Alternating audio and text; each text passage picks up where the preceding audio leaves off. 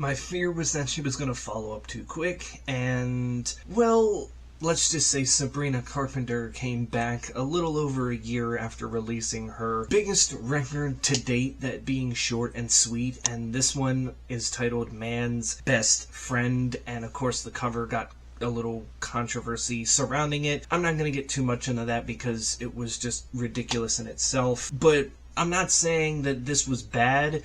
I'm just saying that from what we got from Short and Sweet to this, I don't know, I just wasn't feeling it as much. When we get into my least favorite tracks, we have We Almost Broke Up Again Last Night, which was just like, okay, you know, the same old cheese. Don't Worry, I'll Make You Worry was also one that was just kind of more boring than anything else. Probably the most boring song on the record. There was a couple songs I found to just be okay. My Man on Willpower, it follows up such great songs, and it's the third track on the album that when this one came on, it was like, okay, so the intensity's pretty much done and over with. And then there's the closing track, Goodbye, which is sarcastic enough, and it's fun, I guess, in a way, but it just, I don't know, it's not as good as a closing track should be. It's just kind of like, it ends and you're just kind of like, okay, she could have ended that better, but at the same point in time, I'm not too disappointed. But I did like most of this record. I mean, Man Child was the lead-off single and the only song that I heard from this record before it came out, and it was fun. It took a little bit to grow on me, but once it grew on me, it really grew on me. And we have Tears, which was just released as a single today,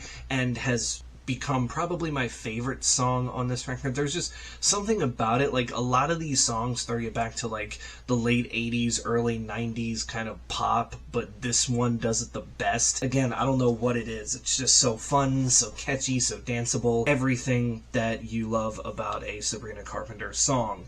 There's also Sugar Talking, Nobody's Son, and then other songs like Never Getting Laid and When Did You Get Hot that are also kind of like those, not necessarily sarcastic tracks. It's obviously When Did You Get Hot is Sabrina talking about someone that she had known in her childhood and now has seen as an adult for the first time, and back then she was just like, yeah, you know, he was cool and all, he was a friend, but I wasn't attracted to him. But now all of a sudden, now that he's a grown man, he actually looks kind of good. And with Never Getting Laid, it's just kind of her saying like, hey, you know, you do this and this and this, have fun never getting laid in your entire life. And then songs like Go-Go Juice and House Tour, again, just kind of give you that kind of 80s vibe. It's very interesting, and I think, you know, those two coming toward the end of the album actually kind of lift your spirits up a little bit more with the intensity of the album in itself, and you're kind of, you know, bobbing and having fun again. Because one thing I realized, and I know she did this in her older records too, is not only is she going with this more 80s, 90s leaning synth pop, but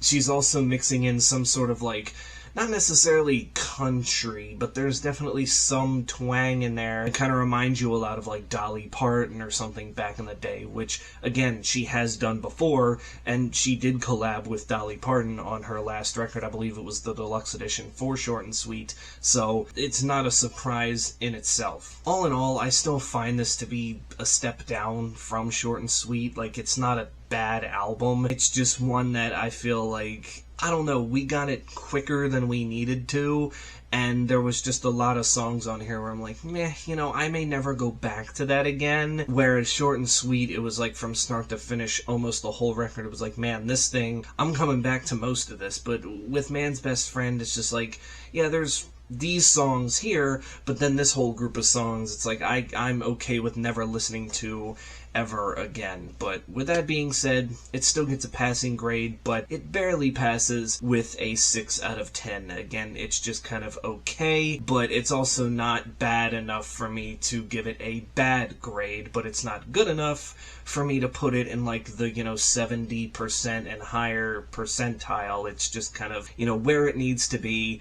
and there's songs on here that I would recommend to people, but not necessarily this album as a whole. And again, too, I want to preference, since this has nothing to do with Sabrina's performance, she comes out, she sings her heart out, she's still good at that, so at least you're getting good attributes here, and she is showing off of her vocals. It's just this album lacks what Short and Sweet had, which was that, I don't want to say staying power, but it was more enjoyable and more upbeat, whereas this thing, although upbeat in a lot of places and even the more softer songs were pretty decent, it just was disappointing and wasn't really what I was expecting as a follow-up to her most successful album to this point. But that's just my thoughts. You can tell me in the comments below, what did you think of this album if you heard it?